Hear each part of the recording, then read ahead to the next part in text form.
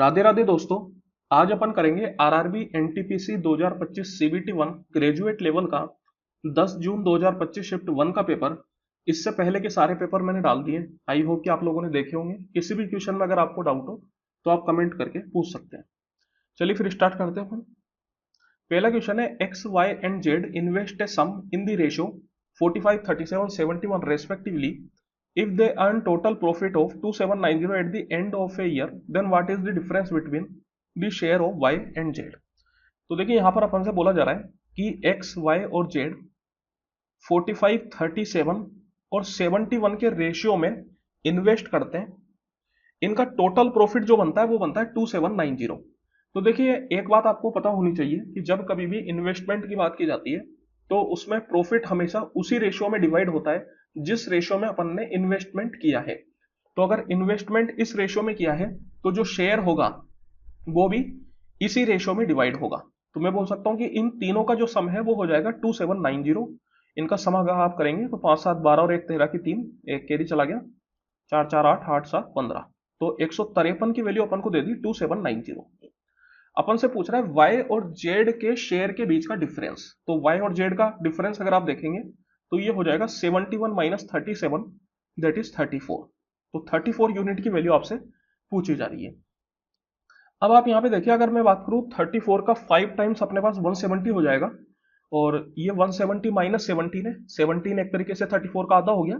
That means मैं बोल सकता हूं कि ये 34 का 4.5 टाइम्स है। तो यहाँ पे आप क्या कीजिए, 1/4.5 से मल्टीप्लाई कर दीजिए। तो सेम चीज यहाँ पर भी आप 1/4.5 से मल्टीप्लाई कर दीजिए। तो ये हो गया 2790 मल्टीप्लाई 4.5 का मतलब 9/2। तो ये बन जाएगा 2/9। तो 9 से अगर आप इसको काटेंगे तो देखिए 9 का 3 बार में, एक बार में 0 इंटू 2, रेट में 620। तो आंसर हो जाएगा 620 रुपए। Option number 2। If x plus 1/x equal to 15 then the value of this. तो देखिए यहाँ पर डायरेक्ट कन्वर्जन फॉर्मूला होता है x cube plus 1/x cube is equal to x plus 1/x का whole cube minus 3 times x plus 1/x। तो ये conversion formula आपको याद रखना है। तो ये कितना हो जाएगा, ये है अपने पास 15, 15 का क्यूब माइनस 3 इंटू 15। तो यहां पर आप देखिए यूनिट डिजिट से भी अपन चल सकते हैं। अगर 15 का क्यूब आपको याद है तो अच्छी बात है, नहीं याद तो भी कोई बात नहीं, यूनिट डिजिट से चल लीजिए। क्योंकि देखिए अपन जानते हैं कि अगर 15 है तो यूनिट डिजिट 5 ही होने वाली है। और यहां पर भी मैं बोल सकता हूँ 3 इंटू 5 45, दैट मीन 5 ही होगी। और 5 माइनस 5 क्या हो जाएगी, 0 हो जाएगी। तो एकमात्र ऑप्शन है option number 2। What will be the difference in population 3 years ago and 2 years ago of a town whose current population of 1,60,000 is increasing at a rate of 25% every year। तो देखिए यहां पर अपन को करंट पॉपुलेशन दे रखी है और 3 साल पहले और 2 साल पहले की पॉपुलेशन का डिफरेंस पूछा जा रहा है। जैसे कि अगर मैं 3 साल पहले की पॉपुलेशन को x मान लूं तो 2 साल पहले की क्या हो जाएगी, इस x पर 25% का इंक्रीज हुआ होगा। तो x पर अगर आप 25% का इंक्रीज करेंगे तो कितना आएगा, 25% का मतलब 1/4। दैट मीन 4 पे 1 का इंक्रीज तो आ जाएगा 5/4। तो ये हो गई अपनी 2 साल पहले की, और ये ऊपर वाली हो गई 3 साल पहले की। और इनका डिफरेंस अगर मैं करूंगा तो 5x/4 minus x that is आ जाएगा x/4। तो x/4 की वैल्यू अपन से पूछी जा रही है, लेकिन यहां पर x अपन को निकालना पड़ेगा। तो चलिए ये x हो गई अपनी 3 साल पहले की पॉपुलेशन।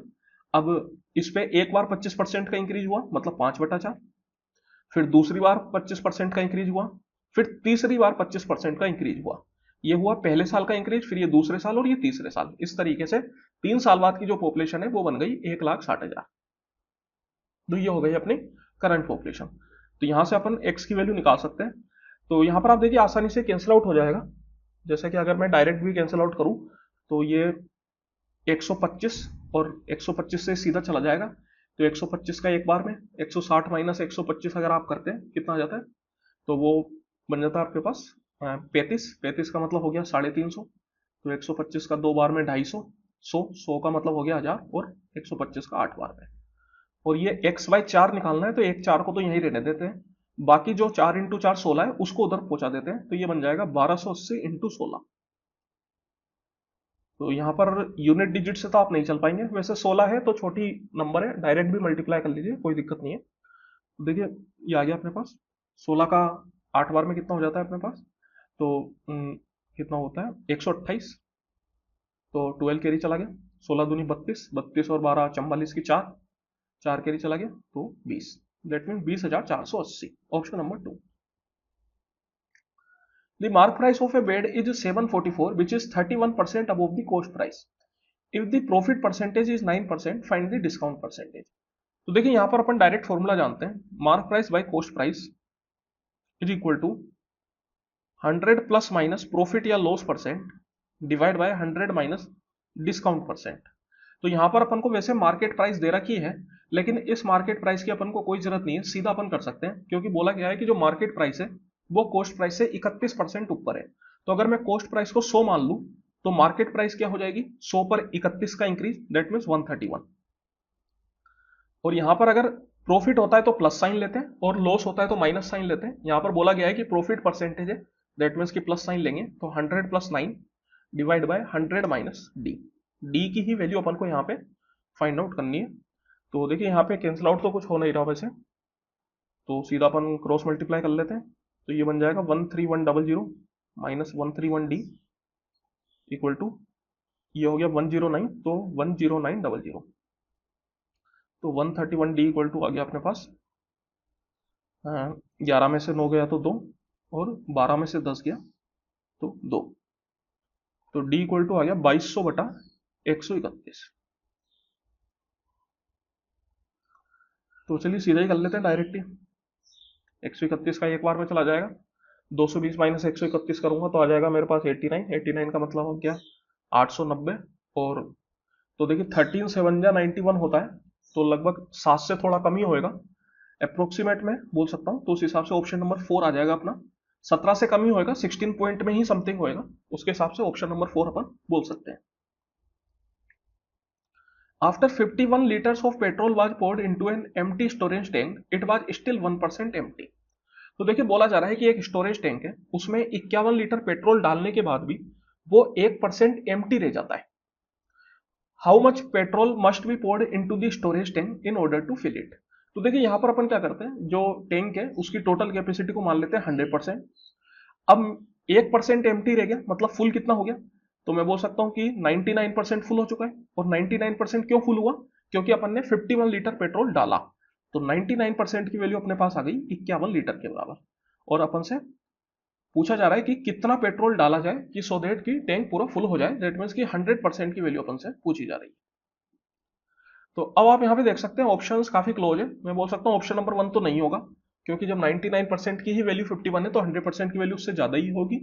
और इतना पक्का है कि बहुत ज्यादा नहीं होगी, लगभग लगभग 0.5 0.6 के करीब ही अंतर आएगा। बिकॉज आप देख सकते हैं जैसे ये मैं मानूं कि 100 भी होता तो भी कितना ही फर्क पड़ जाता, अगर 100% को अपन 51 करते तो 1% अपना कितना हो रहा है, लगभग लगभग 0.5 हो रहा है।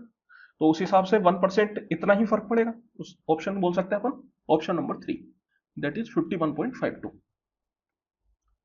When 10632815 and 3451 are divided by the greatest number x, the remainder in each case is y. What is the value of 3x minus 14y? तो देखिए बोला जा रहा है कि जब 10632815 एंड 3451 को x से डिवाइड करते हैं तो तीनों में सेम रिमाइंडर बचता है y।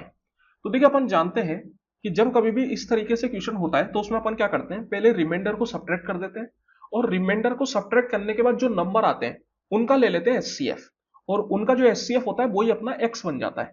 तो अब यहां पर y तो अपन को पता नहीं है, तो इसको फिर सब्ट्रैक्ट कैसे करें।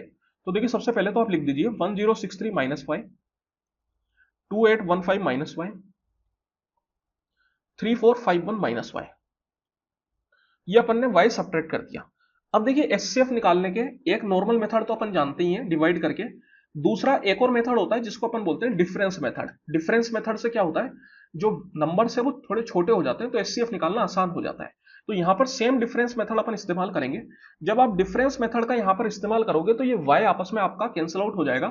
जैसे इसको आप क्या लिखोगे, तो इसको लिखोगे 2815 माइनस y, फिर माइनस 1063 माइनस y। तो देखिए y से y आपका यहाँ पे कैंसिल आउट होने वाला है, ये minus into minus plus y हो जाएगा, तो वो कैंसिल आउट हो जाएगा, इस वजह से y आपका खत्म हो जाएगा। तो यहाँ पर चलिए सब्ट्रैक्ट कर लेते हैं, 5 में से 3 गया तो 2, 11 में से 6 गया तो 5, फिर 27 में से 10 गया 17। सेम तरीके से यहाँ पर अगर आप निकालेंगे तो 11 में से 5 गया 6, 4 में से 1 गया 3, और 34 में से 28 गया तो 6। तो अब अपना जो आंसर होगा वो इन दोनों का एचसीएफ होगा, 1752 और 636 का। तो अब यहाँ पर आप देखिए नंबर थोड़े बड़े हैं, तो मैं यहाँ पे इनके थोड़े फैक्टर कर लेता हूँ। मेरे को दिख रहा है कि दोनों 6 से तो डिवाइड हो ही रहे हैं, दैट मीन्स कि 6 तो आप इनमें कॉमन ले ही सकते हो, तो इसको लिख सकते हो 6 इंटू, ये हो जाएगा अपना 6 इंटू 106। फिर सेम तरीके से 1752 की अगर मैं बात करूं तो इसको मैं लिख सकता हूँ 6 इंटू 6 दूनी 12 और 55, तो 6 का 9 बार में 54 और 12 बन गया, तो 6 दूनी 12। यहाँ पे देख सकते हैं अगर आप फर्दर अपन कॉमन ले तो ये बन गया 6 इंटू 106, मतलब हो गया 2 इंटू 53, ठीक है। और ये अपना बन गया 6 इंटू 2, फिर इसमें आप कर सकते हो अलग। 53 से जाएगा क्या? तो 53 से तो नहीं जाएगा, दैट मीन्स कि ज़्यादा से ज़्यादा बस यहाँ पे 2 ही हो पाएगा, इससे और तो नहीं जाएगा। 4 बार में 8 और 6 बार में 12, तो यहाँ पर मैं बोल सकता हूँ कि केवल 6 इंटू 2 कॉमन आएगा, दैट इज 6 दूनी 12, तो 12 यहाँ पे अपने पास कॉमन आ गया। तो जो x है वो अपना क्या बन गया 12, मतलब इनका एचसीएफ क्या हो गया 12, और वही अपना x बन गया। अगर x अपने पास आ चुका है तो y निकालना बड़ा ही आसान है, तीनों में से किसी को भी आप अगर 12 से डिवाइड करेंगे तो जो रिमाइंडर अपने पास आएगा वही अपना y बन जाएगा। चलिए 1063 को कर लेते हैं। 1063 डिवाइड बाय 12 अगर आप करेंगे तो कितना हो जाएगा? तो यहाँ पर आप देखिए सबसे पहले तो 12 का कितना हो, 8 बार में हो जाता है अपने पास 96। 96 का मतलब ये हो गया अपने पास 10, 10 का मतलब 103, तो 103 का मतलब फिर से वही 8 बार में 96, तो अपना कितना रिमाइंडर बच गया? 103 माइनस 96 मतलब 7, तो रिमाइंडर आ गया 7, मतलब y की वैल्यू आ गई आपके पास 7 के बराबर। 3x माइनस 14y आपसे पूछ रहा है, तो ये हो गया 3 इंटू 12 माइनस 14 इंटू 7, 12 3 36, और 14 का 7 बार में कितना हो गया? 7 चौको 28 के 8, 2 के लिए चला गया, दैट इज 98। 8 में 6 गया 2, 9 में से 3 गया 6, तो minus 62, option number 3। The arithmetic mean of the observations is, तो यहाँ पे देखिए अर्थमेटिक मीन आपसे पूछा जा रहा है। अर्थमेटिक मीन का मतलब क्या होता है? Sum of all the numbers divide by total number. यहाँ पर ये मेथड तो अपन इस्तेमाल कर ही सकते हैं, इसके अलावा एक अपन जानते हैं डेविएशन मेथड। डेविएशन मेथड जो है वो थोड़ा नंबर्स को छोटा कर देता है। तो जैसे ये जितने भी नंबर आपको दिख रहे हैं इन सबके नजदीक में एक नंबर मान लीजिए आप, यहाँ पर या तो 50 मान लीजिए या 60 मान लीजिए, क्योंकि नंबर लगभग सारे उनके करीब ही है। चलिए 60 मान लेते हैं, तो मैंने मान लिया 60। अब मेरे को देखना है ये सारे नंबर 60 से कितने ऊपर है या कितने नीचे। अगर 60 से ज्यादा होंगे तो प्लस साइन लेंगे और 60 से कम होंगे तो माइनस साइन, दैट इज, अब जैसे ये जो है वो 9 ज्यादा है तो प्लस 9, फिर ये तो 60 है ही सही तो 0, फिर ये 39 दैट मीन्स कम है कितना 21, तो माइनस 21, ये भी कम है तो माइनस 2, ये भी कम है माइनस 5, ये 31 फिर से कम है कितना -29, 84 ज्यादा है और कितना ज्यादा है 24, फिर 64 जो है 4 ज्यादा है और ये 20 ज्यादा है। Divide by total number of numbers, तो टोटल कितने नंबर है ये? तो टोटल 1 2 3 4 5 6 7 8 9, 9 नंबर है, तो 9 से आप डिवाइड करिए, ये 60 तो रहेगी आपके पास। अब यहाँ पर अगर आपको कोई ऐसे नंबर दिख रहे हैं जो डायरेक्ट कैंसिल आउट हो रहे हैं तो डायरेक्ट कर दीजिए, जैसे 9 प्लस 20 29 हो जाएगा, तो 29 से ये -29 अपना कैंसिल आउट हो गया। फिर इसके अलावा जैसे अगर मैं और देखूं तो 5 और 2 7, और 21 और 7 कितना हो गया 28, और 24 और 4 भी 28 होता है, तो ये प्लस 28 और माइनस 28 भी अपने आप में कैंसिल आउट हो गया। तो एक तरीके से यहाँ पे कुछ बचा ही नहीं, तो 0/9 0, दैट मीन्स कि जो अपन मान के चल रहे थे वही अपना एचसीएफ आ गया, वो सॉरी एचसीएफ नहीं अर्थमेटिक मीन आ गया, तो यही अपना आंसर हो जाएगा, option number 4। Simplify the following, चलिए एक आसान सा सवाल है, ये 47 तो रह गया, 49/7, तो 7 का 7 बार में प्लस 65 माइनस 27, तो यहाँ पर नॉर्मली आप करते जाइए, इन तीनों को साथ में कर दीजिए, या फिर पहले ये 7 माइनस 27 में कर देता हूं तो ये आ गया -20, और अगर मैं अब 47 और 65 को करूं तो 7 और 5 12 की 2, एक कैरी चला गया, तो 5 और 6 11, 112 माइनस अगर 20 करेंगे तो ये आ जाएगा आपके पास 92, दैट इज ऑप्शन नंबर 1। ये सिंप्लीफाइड वैल्यू ऑफ दिस, इसकी सिंप्लीफाइड वैल्यू निकालनी है। तो देखिए अपन जानते हैं कि सबसे पहले अपन को ब्रैकेट सॉल्व करना होता है, जब तक जितने भी ब्रैकेट है उनको अगर आप क्लियर नहीं करेंगे तब तक बाहर के कोई भी टर्म को आप मल्टीप्लाई या प्लस वगैरह नहीं कर सकते। तो सबसे पहले क्या करते हैं, ये जो ब्रैकेट है ये हो गया अपने पास 11 + 4 दैट इज 15 प्लस 52। अब सबसे पहले अपन को यहाँ पे मल्टीप्लाई करना पड़ेगा, बिकॉज मल्टीप्लाई की प्राथमिकता यहाँ सबसे ज्यादा है। तीन तरह के साइन आपको यहाँ दिख रहे हैं, माइनस, मल्टीप्लाई और प्लस। इन सब में जो सबसे ज्यादा प्राथमिकता है वो है मल्टीप्लाई की। तो 15 इंटू 15 225, तो ये बन गया 139 माइनस 225 प्लस 52। अब अगर मैं इसको करूं तो देखिए 15 में से 9 गया अपने पास, 6 बच गया। फिर 11 में से 3 गया तो 8 बच गया, या फिर डायरेक्ट ही कर लेते हैं चलिए, 21 में से 13 गया तो 8 बच गया, और ये हो गया प्लस 52। ये माइनस साइन के साथ आएगा, 6 में से 2 गया 4, 8 में से 5 गया 3, minus 34। Option number 3। The mean and the mode of a data set are 33.9 and 40.1 respectively. Find the median of the data using the empirical formula. तो देखिए एम्पिरिकल फॉर्मूला क्या होता है, mode equal to 3 median minus 2 mean. तो यहां पर अपन को mode दे रखा है 40.1, मीडियन अपन से पूछा जा रहा है x मान लेते हैं, और मीन अपन को दे रखा है 33.9। तो 3x इक्वल टू बन गया 40.1, ये इधर जाके प्लस हो जाएगा, और 2 इंटू 33.9 करेंगे तो आ जाएगा 67.8।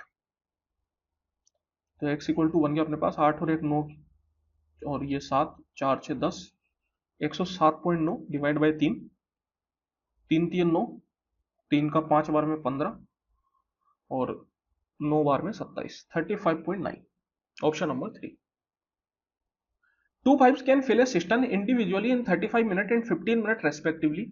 There is a pipe located at the bottom of the cistern to empty it. तो यहां पर आप देखिए 3 पाइप है, एक तो ए पाइप जो कि 35 मिनट में भर देता है, दूसरा बी पाइप जो कि 15 मिनट में भर देता है, और एक और पाइप है सी जिसके बारे में अपन को नहीं बताया कि वो कितना समय लेगा, लेकिन ये बोला गया है कि ये जो है टैंक को एम्प्टी करता है, मतलब खाली करता है, मतलब एक तरीके से ये होल बोल सकते हो आप, पाइप नहीं बोल के होल बोल सकते हो, ये एक होल है जो कि टैंक को खाली करने का काम करता है। फिर अपन से बोला गया कि अगर तीनों पाइप को साथ में खोल दिया जाए तो पूरा टैंक जो है वो 6 मिनट में भर जाता है। तो सबसे पहले अपन यहाँ क्या करते हैं, इन दोनों का ले लेते हैं एलसीएम। तो 35 और 15 का एलसीएम हो जाएगा 105। तो मैंने मान लिया कि जो टैंक की टोटल कैपेसिटी है वो है 105 लीटर। अब 105 लीटर का टैंक अगर एक 35 मिनट में भरता है तो हर मिनट कितना पानी डालेगा, 105 बटा 35 मतलब 3 लीटर, और बी कितना पानी डालेगा, 105 बटा 15 मतलब 7 लीटर। ये हो गई इनकी एफिशिएंसी, 3 लीटर पर मिनट और 7 लीटर पर मिनट। हर मिनट वो कितना काम करेंगे, यही उनकी एफिशिएंसी हो जाती है। तो अब आप देखिए अपन बोल सकते हैं कि अगर ये तीनों मिलके पूरे टैंक को 6 मिनट में भर देते हैं, यहां पर मेरे को सी के बारे में तो नहीं बताया गया, मैं क्या करता हूं सी की एफिशिएंसी को एक्स मान लेता हूं। तो ये 3 प्लस 7 10, 10 लीटर हर मिनट डालेंगे, और ये x लीटर हर मिनट निकालेगा। तो 1 मिनट में कितना पानी जाएगा, तो 10 माइनस एक्स, इतना पानी हर मिनट टैंक में जाएगा। और टैंक जो है वो 6 मिनट में भरता है, तो मैं बोल सकता हूं कि 6 मिनट में कितना पानी जाएगा, तो 10 माइनस एक्स इंटू 6, और ये कितने के बराबर हो जाएगा, तो ये हो जाएगा टैंक की टोटल कैपेसिटी के बराबर, दैट इज 105। 3 से आप इसको काटेंगे तो 3 से 2 बार में, ये 3 से हो गया 35 बार में, तो 20 माइनस 2x इक्वल टू हो गया 35। तो 2x इक्वल टू कितना हो गया 15, तो x sorry 2x equal to हो गया अपने पास माइनस 15, और माइनस 15 बटा 2 करेंगे तो माइनस 7.5। तो x आ गया माइनस 7.5। ये माइनस साइन क्यों आ रहा है, क्योंकि जो पाइप सी है वो खाली करने का काम कर रहा है, वो नेगेटिव काम कर रहा है, दैट्स वाई उसकी जो एफिशिएंसी वो नेगेटिव साइन के साथ आएगी।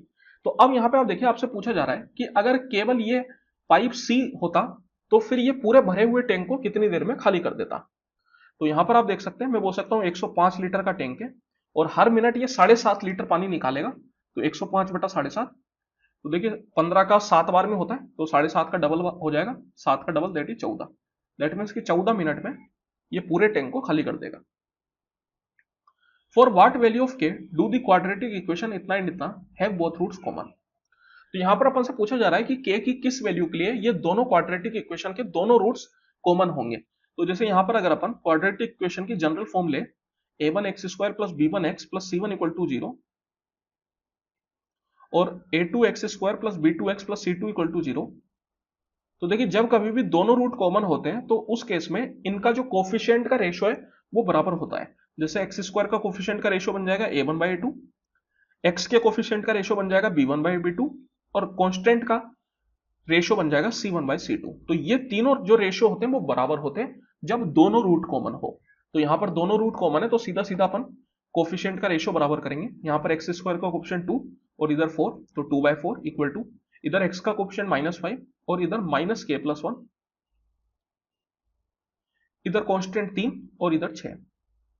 तो यहां पर आप देख सकते हो ये दोनों चीजें अपने आप इक्वल है, 1/2 ये भी 1/2, इक्वल होनी ही पड़ेगी। अगर इक्वल नहीं है तो अपने आप ही ऑटोमेटिकली इक्वेशन गलत है, फिर तो कभी भी रूट कॉमन हो ही नहीं सकते। तो यहां पर आप किसी से भी k की वैल्यू निकाल सकते हैं। तो ये हो गया अपने पास, क्रॉस मल्टीप्लाई करेंगे, ये माइनस साइन से माइनस साइन कैंसिल आउट हो जाएगा, तो k+1 equal to 5 into 2 that is 10, तो k इक्वल टू आ गया 9 के बराबर। तो k की वैल्यू क्या डालनी पड़ेगी, 9 डालनी पड़ेगी। Find the area of a regular hexagon whose side measures 16√2 centimetre. तो देखिए रेगुलर हेक्सागन का एरिया अपन से पूछा जा रहा है। रेगुलर हेक्सागन कैसा होता है, कुछ इस तरीके का होता है। हेक्सागन मतलब जिसकी 6 साइड है, और रेगुलर मतलब जिसकी सारी साइड बराबर है, जो कि सेम डिग्री एंगल पर बना हुआ है। तो यहां पर आप देखिए इसका एरिया अपन से पूछा जा रहा है, तो इसका एरिया कैसे निकालते हैं अपन। यहां पर अगर मैं इनको ज्वाइन कर दूंगा तो ये अपने पास 6 इक्विलेटरल ट्राइंगल बन जाते हैं। इन 6 इक्विलेटरल ट्राइंगल का एरिया एक तरीके से आपको निकालना है, और साइड का मेजर कितना है 16√2। तो इक्विलेटरल ट्राइंगल का एरिया अपन जानते हैं √3/4 a², और साइड कितनी है 16√2, तो 16√2 का स्क्वायर, तो 16√2 इंटू 16√2, और इसका अपन को कितना करना है 6 टाइम, क्योंकि ये टोटल कितने इक्विलेटरल ट्राइंगल हो गए आपके पास, 6 इक्विलेटरल ट्राइंगल हो गए। तो यहां पर आप सोल्व कर दीजिए 4 से 4 बार में, फिर ये √2 इंटू √2 2 हो गया, 4 दूनी 8, 16 इंटू 8 128, 128 इंटू 6, तो 128 इंटू 6 कितना हो जाएगा, 8 6 48 की 8, 4 कैरी चला गया, 12 6 72, 72 और 4 76, 768√3, that is option number 4। Train A running at a speed of 32 km per hour takes 33 seconds to completely cross train B, running at 28 km per hour in the opposite direction. The length of train B is 1.5 times the length of train A. Train B crosses a bridge completely in 54 seconds. What is the length of the bridge?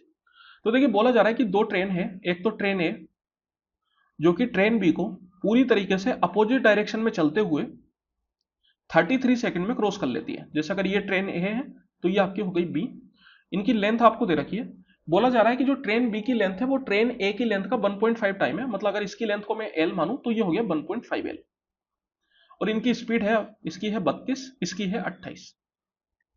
तो चलिए सबसे पहले तो अपन जानते हैं कि अगर दो ट्रेन एक दूसरे को अपोजिट डायरेक्शन में क्रॉस करती है तो उसमें जो टाइम लगता है वो इक्वल टू होता है दोनों ट्रेन की लेंथ का sum, that is L plus 1.5 L, divide by दोनों ट्रेन की स्पीड का सम। अगर अपोजिट डायरेक्शन में क्रॉस कर रही है तो सम हो जाएगा, और अगर सेम डायरेक्शन में क्रॉस कर रही है तो फिर दोनों की स्पीड का डिफरेंस। यहां पर अपोजिट डायरेक्शन है तो मैं बोल सकता हूं सम, तो 32 प्लस 28 हो गया 60। अब यहां पर आप देख सकते हैं ये जो स्पीड है वो किलोमीटर पर आवर में दे रखी थी, लेकिन आपको टाइम सेकंड में दे रखा है, और ट्रेन की लेंथ को भी मेनली अपन मीटर में ही मानते हैं। दैट्स वाई यहां पर आप क्या कीजिए, इस स्पीड को मीटर पर सेकंड में चेंज कर लीजिए। किलोमीटर पर आवर को मीटर पर सेकंड में चेंज करने के लिए 5/18 से मल्टीप्लाई करना पड़ेगा। तो ये 6 का 3 बार में और 6 का 10 बार में, और ये जो टाइम है वो आपको दे रखा है 33 सेकंड के बराबर। तो यहां से अपन L की वैल्यू निकाल सकते हैं। तो देखिए L कितना हो जाएगा अपने पास, ये हो गया अपने पास 5/2L इक्वल टू 10 पंजे 50/3, तो 33 इंटू 50/3, ये 5 से 10 बार में, 3 से 11 बार में, तो ये L इक्वल टू आ गया 110 इंटू 2 दैट इज 220 मीटर। तो यहां पर मैं बोल सकता हूं कि ट्रेन L की लेंथ जो है वो होगी 220 मीटर, और ट्रेन B की हो जाएगी 1.5L। 1.5 से अगर आप मल्टीप्लाई करेंगे तो 3/2 से मल्टीप्लाई करेंगे तो ये आ जाएगा 330 मीटर। अब आपसे बोला जा रहा है कि जो ट्रेन B है ये एक ब्रिज को 54 सेकंड में क्रॉस करती है। जैसे मान लेते हैं ये अपना एक ब्रिज है और इस तरीके से यहां पर ये चलेगी, तो ये जो ट्रेन B है इस डायरेक्शन में चल रही थी, तो ये इस पूरे ब्रिज को 54 सेकंड में क्रॉस करती है। तो ब्रिज की लेंथ अपन से पूछी जा रही है। तो देखिए जब कभी भी कोई भी ट्रेन किसी ब्रिज को क्रॉस करती है तो उसमें लगने वाला जो समय होता है वो इक्वल टू होता है ट्रेन की लेंथ प्लस ब्रिज की लेंथ।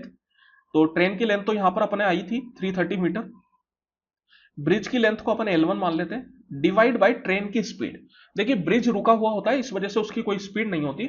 यहां पर दोनों ट्रेनें थी और ट्रेनें चलती है, इस वजह से दोनों ट्रेन की स्पीड का सम किया था, लेकिन यहां पर ब्रिज रुका हुआ है तो उसकी स्पीड नहीं है, इस वजह से केवल ट्रेन की स्पीड आएगी। तो दोनों फॉर्मूले में बस इतना सा डिफरेंस है कि यहां पर दो ट्रेन थी इसलिए दो स्पीड का सम है, यहां पर केवल एक ही ट्रेन है इसलिए केवल एक की स्पीड। तो बी की स्पीड अपने पास आ चुकी है कितनी, 28। इस 28 को पहले मेरे को मीटर पर आवर में चेंज करना पड़ेगा, सॉरी मीटर पर सेकंड में। तो 5/18 से मैं मल्टीप्लाई करूंगा और इसमें जो टाइम लग रहा है वो लग रहा है 54 सेकेंड।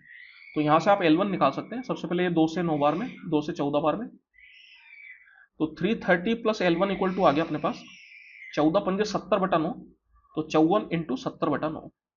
देखिए 9 का 6 बार में, तो L1 इक्वल टू हो गया 420 माइनस 330, दैट इज 90 मीटर।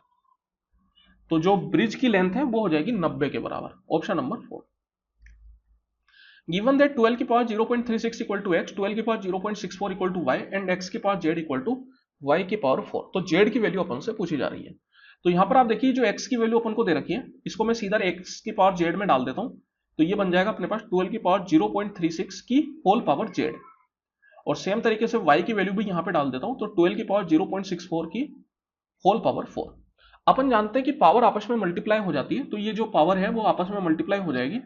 तो ये बन गया 0.36z और ये बन गया 12 की पावर 0.64 इंटू 4।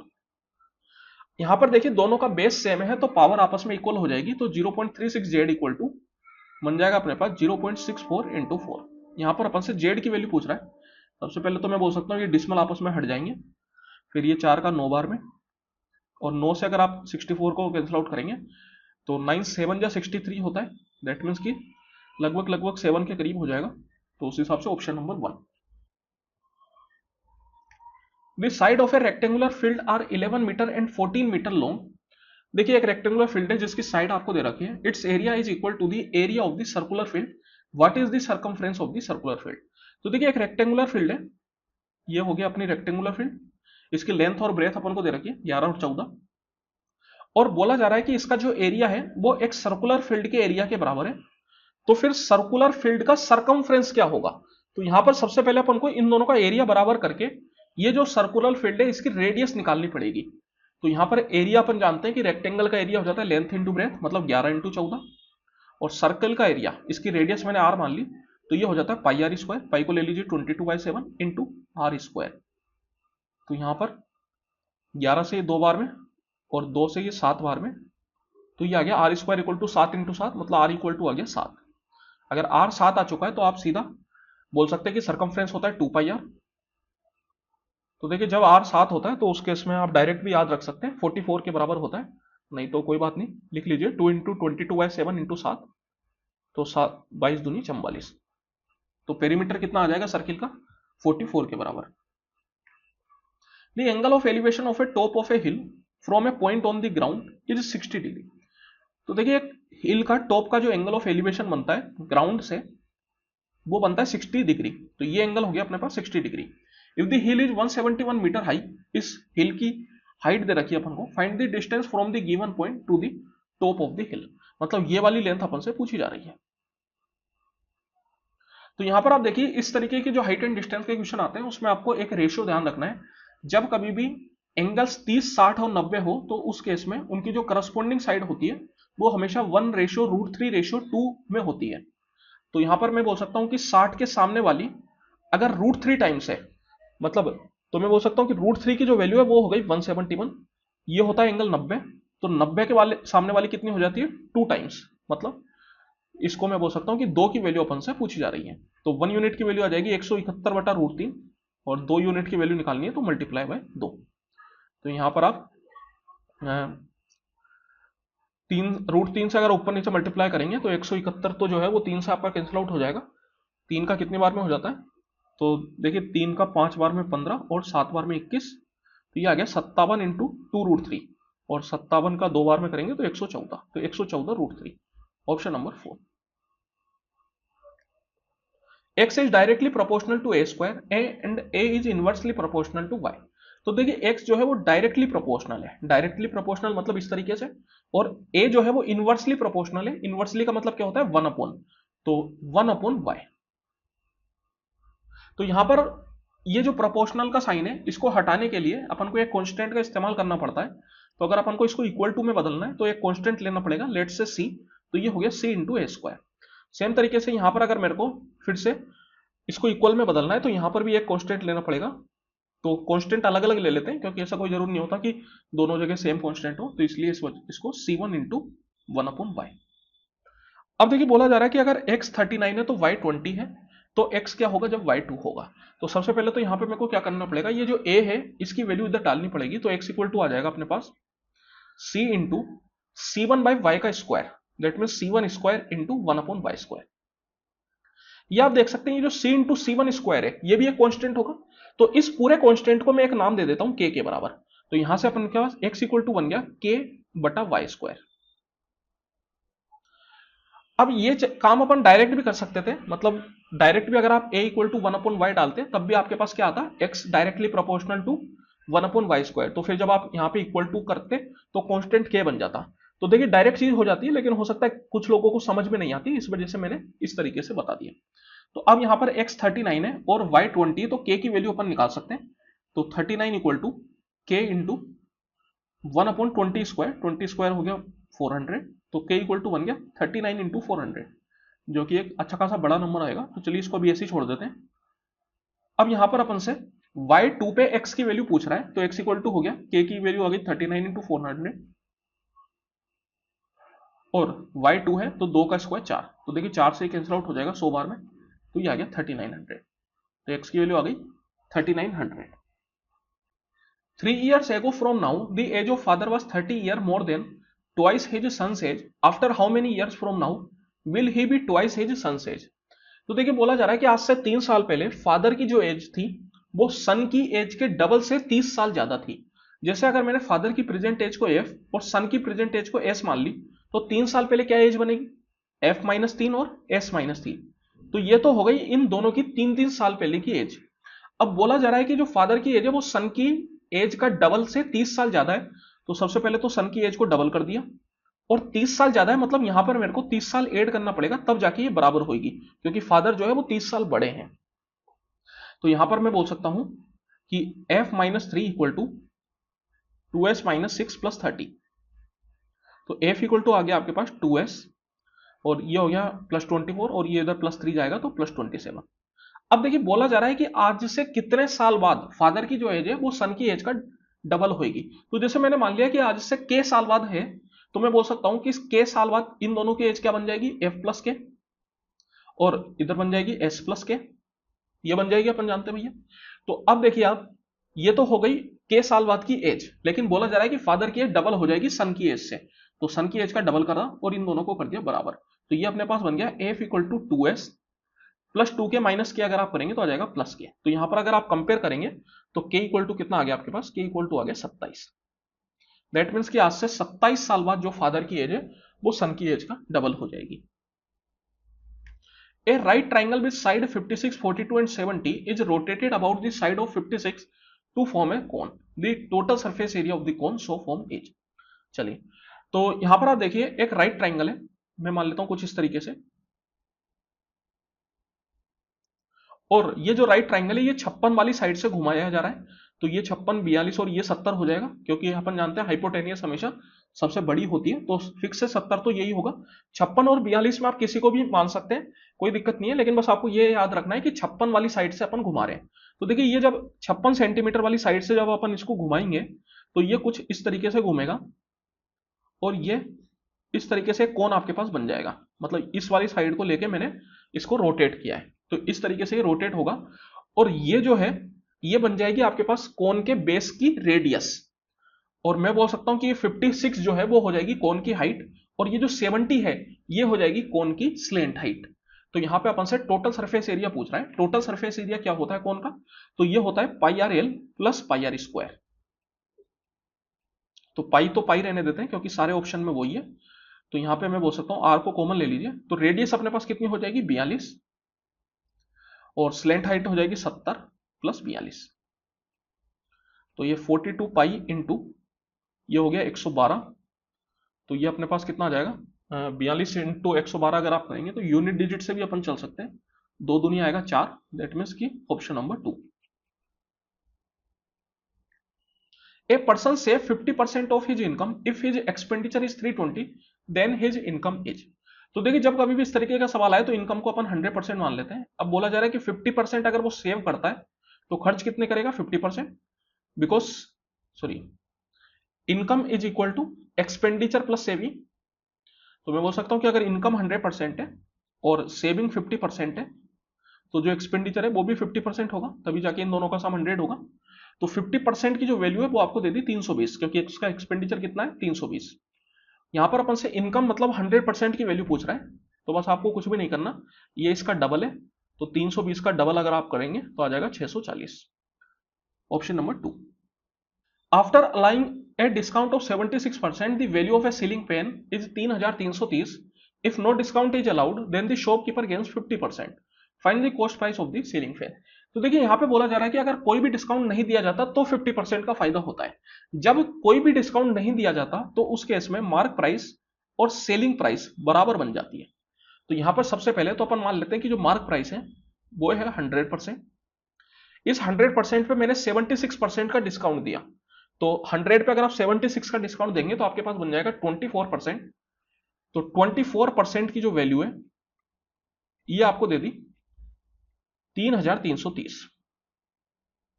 यहां से आप 100% की वैल्यू निकाल सकते हैं। तो चलिए इसको कैंसिल आउट करते हैं। सबसे पहले मैं क्या करता हूं, 6 से कैंसिल आउट कर देता हूं, क्योंकि मुझे दिख रहा है कि ये 6 से कैंसिल आउट हो रहा है। 6 का ये 4 बार में, और 6 का ये कितने बार में जाएगा, 6 पंजे 30, फिर 33, 6 पंजे 30, फिर 33, तो हाँ सॉरी 30, तो मतलब 6 पंजे 30। तो 4% की वैल्यू आ गई 555। 100% की वैल्यू आपको निकालनी है, तो 4 का ये 25 टाइम्स हो जाता है, तो मैं बोल सकता हूं कि इसको भी मैं 25 टाइम्स कर दूं। तो 25 गुना अगर आप करेंगे तो जो भी वैल्यू आएगी इसको भी अपन ऐसे ही छोड़ देते हैं, 555 इंटू 25 लिख देते हैं, तो ये अपनी बन गई मार्क प्राइस। अब अगर डिस्काउंट नहीं दिया गया तो यही अपनी सेलिंग प्राइस भी बन जाएगी। तो सेलिंग प्राइस क्या हो जाएगी, 25 इंटू 555। यहां पर अपन से कॉस्ट प्राइस पूछ रहा है और बोला जा रहा है कि 50% का फायदा हुआ है। तो अगर मैं कॉस्ट प्राइस को 100% मानूं तो 50% का फायदा मतलब सेलिंग प्राइस कितनी बन गई, 100 प्लस 50 दैट इज 150%। तो एक तरीके से ये जो है ये अपने पास 150% की वैल्यू है, और अपन से 100% की वैल्यू पूछी जा रही है। ये पुराना वाला 100% आप छोड़ देना, ये और ये 100% अलग अलग है, कंफ्यूज होने की जरूरत नहीं है। तो देखिए 25 का 6 बार में, तो 1% की वैल्यू हो गई 555/6, है ना। 3 से तो चली जाएगा, चलिए 3 से कर देते हैं, 3 से 2 बार में, और ये 3 से कितने बार में हो जाएगा, 3 एकम 3, 25, तो 3 का 8 बार में 24, और 5 बार में 15। तो देखिए 2 का 50 टाइम्स हो जाता है, तो मैं बोल सकता हूँ इधर भी मेरे को 50 टाइम्स करना है। तो ये 5 पंजे 25 की 5, 2 कैरी चला गया, 18 पंजे 90 और 2 92, 9250। तो जो सीलिंग फैन है उसकी कॉस्ट प्राइस आ जाएगी 9250। ए कोड A B is drawn in a circle with centre O and radius 6 centimetre. चलिए एक सर्किल बना लेते हैं, इसमें एक कोड है ए बी, और सर्किल का सेंटर दे रखा है ओ, रेडियस अपन को दे रखी है 6 सेंटीमीटर। बोला जा रहा है the shortest distance between the centre and कोड is 4.5, then find the length of कोड। देखिए जब कभी भी शॉर्टेज डिस्टेंस की बात की जाती है तो वो हमेशा परपेंडिकुलर डिस्टेंस माना जाता है। दैट मीन्स कि सेंटर से जो परपेंडिकुलर डिस्टेंस होगा इस कोड के ऊपर वो आपको दे दिया 4.5, और आपसे कोड की लेंथ पूछ रहा है। अपन जानते हैं कि जब कभी भी सेंटर से कोड पे परपेंडिकुलर खींचा जाता है तो वो इस कोड को बाइसेक्ट करता है, तो ये कोड आपस में बाइसेक्ट होएगी। तो यहां पे बाइसेक्ट होने के बाद मैं बोल सकता हूं कि ये और ये बराबर हो जाएंगे। तो यहां पर पाइथागोरस थ्योरम अपन इस्तेमाल कर सकते हैं। तो ये 6 है और 4.5 का मतलब हो गया 9/2। तो यहां पर अगर आप ट्रिपलेट सोचेंगे, ट्रिपलेट देखिए सोचना थोड़ा मुश्किल होगा, डायरेक्टली अपन कर लेते हैं, वैसे ट्रिपलेट सोचा जा सकता है। यहाँ पर अगर जैसे मैं 6 और 9/2 का एलसीएम लूंगा तो ये 3 से 2 बार में, 3 से 3 बार में, तो ये आ गया 4:3। और 4:3 के साथ कौन सी ट्रिपलेट बनती है, नहीं यहाँ पे ट्रिपलेट नहीं सोच पाएंगे आप, बिकॉज ये जो है ये हाइपोटेनियस है। हाइपोटेनियस आपको 6 दे रखी है, अगर हाइपोटेनियस नहीं देके ये बेस 6 देता तो अपन 4 3 5 वाली ट्रिपलेट यहाँ पे लगा लेते हैं, लेकिन यहाँ पे नहीं लग पाएगी, तो अपन सीधा पाइथागोरस थ्योरम का इस्तेमाल करना पड़ेगा अपन को। तो ये बन जाएगा अपने पास 6 स्क्वायर माइनस 4.5 स्क्वायर, 6 का स्क्वायर 36, और 4.5 मतलब 9/2, मतलब 81/4। 36 इंटू 4 हो गया 144। 144 में से अगर आप 81 घटाएंगे तो कितना बच जाएगा आपका, 44 प्लस 19, 44 प्लस 19 कितना हो जाता है अपने पास, तो हो जाता है 63, 63/4। तो देखिए 63/4 का मतलब कितना हो गया, तो 63 हो जाता है 7 इंटू 9, तो ये हो गया अपने पास 3/2 √7। और मैं बोल सकता हूं कि जो कोड ए बी है वो डबल होगी इसका, तो इसका डबल अगर आप करेंगे तो आ जाएगा 3√7। Option number 3। The average of first 12 natural number, शुरुआती 12 नेचुरल नंबर का एवरेज अपन से पूछा जा रहा है। तो देखिए शुरुआती 12 नेचुरल नंबर क्या होंगे, नेचुरल नंबर हमेशा 1 से स्टार्ट होते हैं, तो 1 2 3 ऐसे करके कहां तक, 12 तक। तो यहां पर अपन जानते हैं कि जब डिफरेंस बराबर होता है तो उस केस में जो बीच का नंबर होता है वही अपना एवरेज बन जाता है। अब 12 नंबर्स में अगर मैं बीच का देखूंगा तो वो क्या होगा, 12 एक इवन नंबर है, तो इवन के केस में n/2 और n+1/2 वाला जो नंबर होता है उनका लेना होता है एवरेज। तो 12/2 6, और ये हो जाएगा 12, sorry n/2+1, my mistake,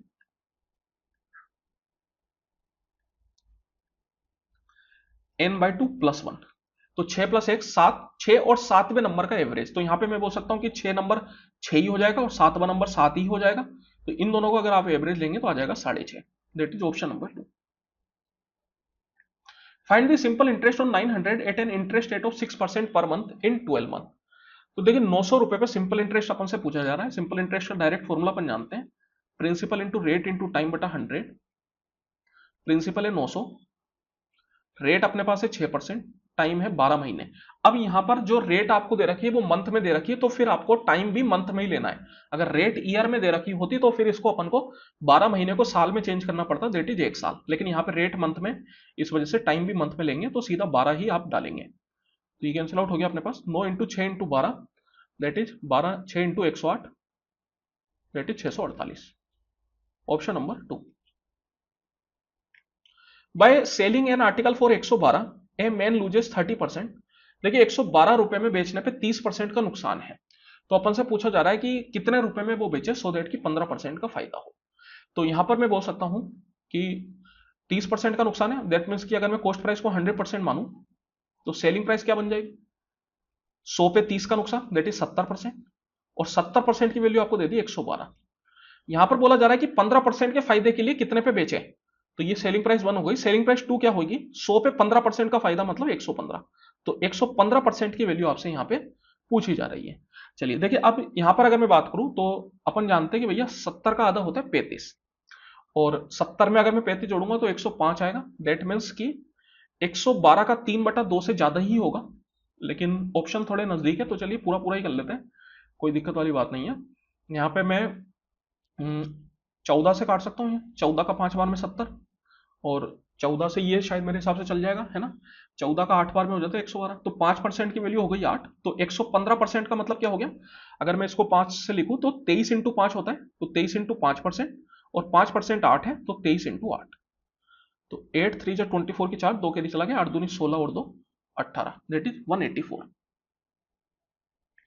the down stream speed is 41 kilometre per hour and the upstream speed is 20.5 kilometre per hour. देखिए डाउन स्ट्रीम स्पीड हमेशा S1 प्लस S2 के बराबर मानते हैं, जहां पर S1 है बोट की स्पीड रुके हुए पानी में, और S2 है पानी की स्पीड, और अपस्ट्रीम स्पीड अपन मानते हैं S1 माइनस S2।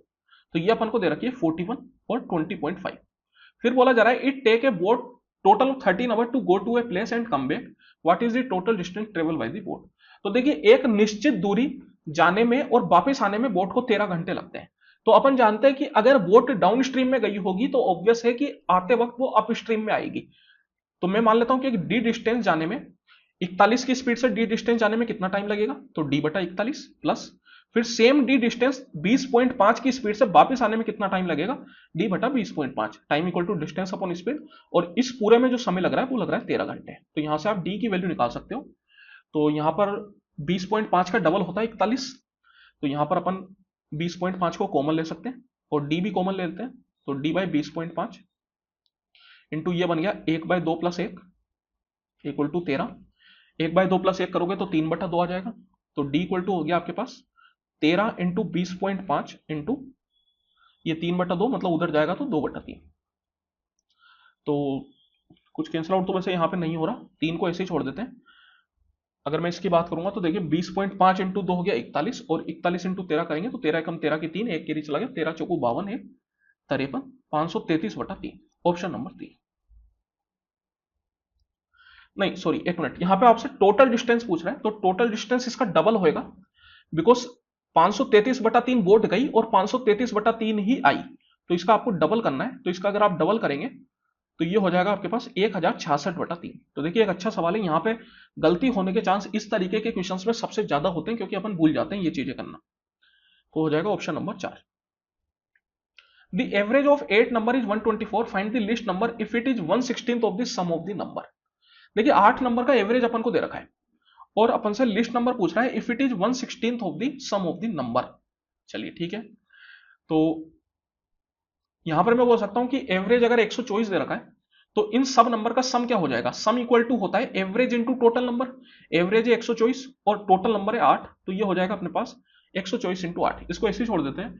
अब बोला जा रहा है कि जो नंबर है वो 1/16 है इन सब नंबर्स के सम का। दैट मीन्स कि क्या हो गया 1/16 ऑफ 124 इंटू 8। देखिए 8 से 2 बार में और ये 2 से 62 बार में, नंबर क्या हो जाएगा 62, ऑप्शन नंबर 3। फिर नेक्स्ट क्वेश्चन आगे अपन बढ़े तो बोला है C is the third proportional of 57 and B. C जो है वो थर्ड प्रोपोर्शनल है, मतलब 57, बी और सी ये तीनों नंबर प्रोपोर्शन में है। तो अपन जानते हैं कि जब तीन नंबर प्रोपोर्शन में होते हैं तो उस केस में बीच वाले का नंबर स्क्वायर जो है वो अगल बगल के मल्टीपल हो जाता है, दैट इज 57 इंटू सी। तो बी स्क्वायर आ जाएगा 57 into C. If B is the sum of first 3 even natural number then find the value of C. अगर बी जो है वो शुरुआती 3 नेचुरल नंबर का सम है तो सी की वैल्यू अपन से पूछी जा रही है। देखिए शुरुआती 3 नेचुरल नंबर कौन कौन से होते हैं, 1, 2 और 3। सॉरी इवन पूछ रहा है, तो इवन के केस में 2, 4 और 6 ये हो जाते हैं अपने शुरुआती 3 नेचुरल नंबर। और इन सबका सम अगर आप करेंगे तो आ जाएगा 12, मतलब बी की वैल्यू आ गई 12, तो 12 इंटू 12 इक्वल टू 57 इंटू सी। ये 3 से 19 बार में चला जाएगा और ये 3 से 4 बार में, तो सी इक्वल टू आ गया 48/19। 48/19 अगर आप करेंगे तो 19 दूनी 38, दैट मीन 2 पॉइंट समथिंग आएगा, उसके हिसाब से option number 1। A can do a certain work at the same time in which B and C together can do it. तो देखिए बोला जा रहा है ए किसी काम को उतनी देर में करता है जितना बी और सी मिलके करते हैं। If A and B together can do it in 7 days and C alone in 9 days then B alone can do it in. अगर ए प्लस बी मिलके किसी काम को 7 दिन में करते हैं और सी अकेला 9 दिन में करता है, तो अपन से पूछा जा रहा है कि बी अकेला कितने दिन में करेगा। तो चलिए सबसे पहले तो इन दोनों का अपन क्या करते हैं एलसीएम ले लेते हैं ताकि टोटल काम कुछ मान सके। इनका एलसीएम आ जाएगा 63। तो मैं बोल सकता हूं कि ए प्लस बी की जो एफिशिएंसी है वो आ जाएगी 9 के बराबर और सी की आ जाएगी 7 के बराबर। 9 यूनिट पर डे और 7 यूनिट पर डे। अब देखिए बोला जा रहा था कि ए को उतना ही टाइम लगता है जितना बी और सी को मिला के लगता है। तो जब कभी भी टाइम की बात होती है तो उसका जो रेसिप्रोकल होता है वो एफिशिएंसी बन जाता है। तो मैं बोल सकता हूं कि 1/a जो है वो इक्वल टू होएगा 1/b प्लस सी, जहां पे ए बी और सी इनकी एफिशिएंसी है, टाइम नहीं है, है ना। क्योंकि अपन टाइम को इस तरीके से डायरेक्ट इक्वल नहीं कर सकते लेकिन एफिशिएंसी को कर सकते हैं। जैसे कि अगर मान लीजिए कि ए जो है वो 5 घंटा लेते हैं और बी प्लस सी मिला के 5 घंटा लेते हैं, तो मैं बोल सकता हूं कि 1/5 इक्वल टू 1/5 आएगा। आप सीधा 5 इक्वल टू 5 नहीं कर सकते, मतलब आप सीधा ए इक्वल टू बी प्लस सी नहीं कर सकते, ये गलत होता है। तो यहां पर आप बोल सकते हो कि देखिए ए प्लस बी 9 है और सी 7 है, तो इधर में 7 डाल दूं तो 1/a equal to 1/b plus 7 और a plus B equal to 9 है अपने पास। तो यहां पर आप बोल सकते हो कि a equal to 9 minus B, तो ये हो गया 1/9 minus B equal to 1/b plus 7। Cross multiply अगर आप करोगे तो b plus 7 equal to 9 minus B, ये b उधर चला गया तो 2b इक्वल टू आपके पास आ गया 9 minus 7 that is 2, b equal to आ गया 1। मतलब b की जो एफिशिएंसी है वो 1 की है। अब 63 यूनिट का काम है तो 1 की एफिशिएंसी से उसको कितना टाइम लगेगा, 63/1 that is 63 days, option number 2। चलिए इसी के साथ समय समाप्ति की घोषणा। आई होप कि आप लोगों को मजा आया होगा। किसी भी क्वेश्चन में अगर आपको डाउट हो तो आप कमेंट करके पूछ सकते हैं और वीडियो अच्छी लगी हो तो प्लीज लाइक कर दे करिए, लाइक करने से मोटिवेशन मिलता है। चैनल पे नए तो चैनल को सब्सक्राइब कर लीजिए, इसी तरह की और भी नई वीडियोज आपके लिए आती रहेगी। हर दिन 9 बजे मैं एक ना एक वीडियो डालूंगा तो आप देख सकते हैं। चलिए फिर मिलते हैं अपन अगली वीडियो में, तब तक के लिए बहुत बहुत धन्यवाद।